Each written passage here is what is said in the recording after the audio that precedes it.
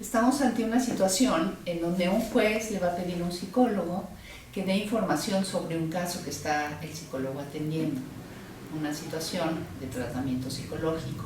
Entonces, lo más importante es, primeramente, poder saber qué es lo que está pidiendo el juez. Antes de dar cualquier opinión, antes de decir qué es lo que observé o qué es lo que vi, yo tengo que saber qué es lo que me están pidiendo y para qué se está pidiendo. En este sentido, tenemos que informarnos para poder elegir la información que pensemos que es útil y pertinente para el caso que estamos tratando. Esta información, ¿dónde la vamos a encontrar? Para esta información tenemos que pedir acceso al expediente para leerlo cuidadosamente y saber, para empezar, si estamos tratando de un juicio de lo familiar. Estos juicios de lo familiar es donde se ven situaciones de custodia, conflictos en la custodia, conflictos en la patria potestad, y eso es lo que está viendo el juez. O si es una situación donde hay un delito y hay un proceso penal en donde el niño, la niña o el adolescente o sufrió abuso o sufrió maltrato, fue como testigo o fue directamente el que lo sufrió. Y entonces, con esto ya vamos a tener una parte de la información que es muy importante para elegir lo que necesita ese informe. Ahora bien, cualquier opinión que demos tiene que venir de la boca de un experto.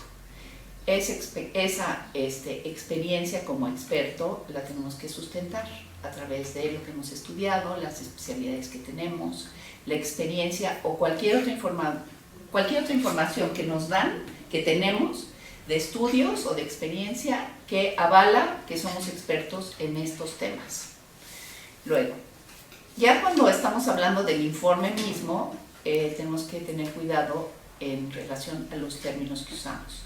La utilización de los términos puede ser algo que se preste a confusión, a malos entendidos, a ciertas definiciones que desde el punto de vista jurídico quieren decir algo y desde el punto de vista psicológico quieren decir algo totalmente diferente. Un ejemplo de esto sería como la palabra demanda. La demanda psicológica es una cosa y una demanda legal es otra cosa completamente diferente. Entonces no podemos usar palabras que sean términos técnicos que nosotros los psicólogos estamos acostumbrados a usar y a entender, pero que a la hora que estamos ante una situación de este tipo, pues tenemos que ser muy cuidadosos en cuanto a los términos. Otra cosa importante es saber que nosotros somos los psicólogos, no tenemos la atribución de decidir si ocurrió o no ocurrió un delito, no podemos decir tampoco si quién lo cometió o quién no lo cometió. Eso lo va a hacer el juez. Esa decisión, que es una atribución del juez, va a tener mucho que ver con lo que nosotros informemos desde lo que hemos hecho en el tratamiento con el niño, la niña o el adolescente. Y si es información que viene del niño, después lo voy a explicar como más despacio, pero tiene que ser una textual prácticamente de lo que el niño ha dicho. Vamos a decir que también, además del niño, hemos tenido información o tenemos información que pensamos que es útil de los adultos, de los parientes o de las personas que están involucradas en la situación, y que también tenemos que explicitar que esa información de quién viene y en qué contexto se está dando.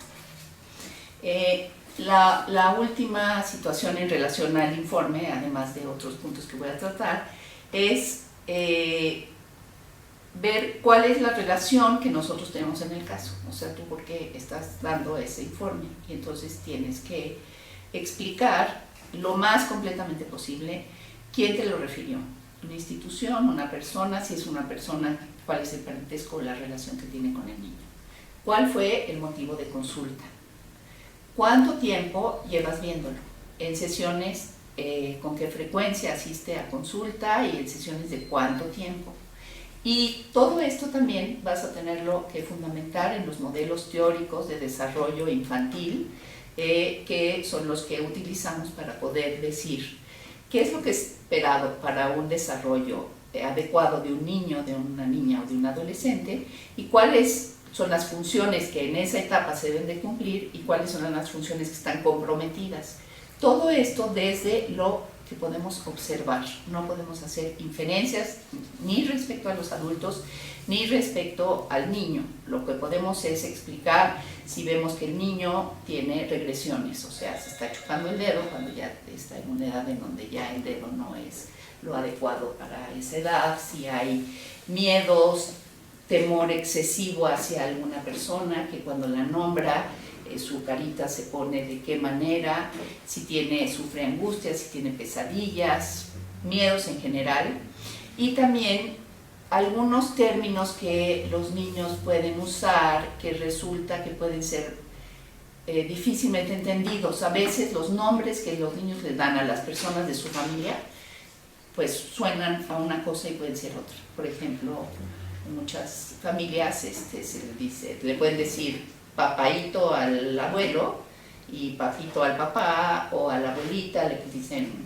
mamá grande y a la mamita. Entonces todo eso vamos a tener que explicarlo, porque a veces sí ha habido confusión en donde se piensa que se está hablando de alguien cuando en realidad está hablando de otra persona. Para esto es muy útil lo del familiograma, o sea, saber dónde está el niño y cuáles son las personas, cuáles son los nombres que ese niño le da a cada una de las personas, para poder salirnos de confusiones respecto al significado que tiene.